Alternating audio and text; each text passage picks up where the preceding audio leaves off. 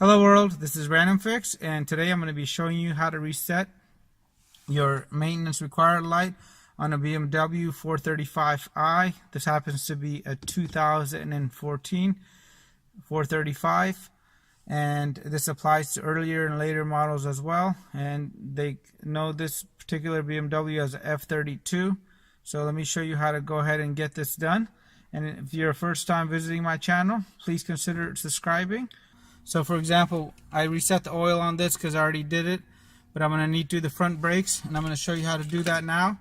So the first thing you want to do is you want to go ahead and hit the ignition button here without your foot being on the actual brake, and you should see the check engine light on now. And we're going to come right to here and hold this side down until we see the following message right here.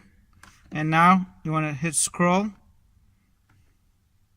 to whatever service you're looking for. I'm looking for the front brakes. And now to reset this, I'm going to go ahead and hold this down. So I'm holding. It says reset. I let go. And I'm going to hit it in one more time. It says reset in progress. There you go. Says reset successful. So I hope this video helped you guys out.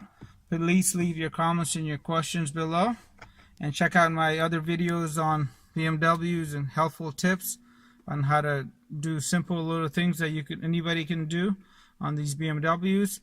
I appreciate you guys watching. Thank you and have a great day. Please leave your comments and your questions below. Let me know if you guys have any comments.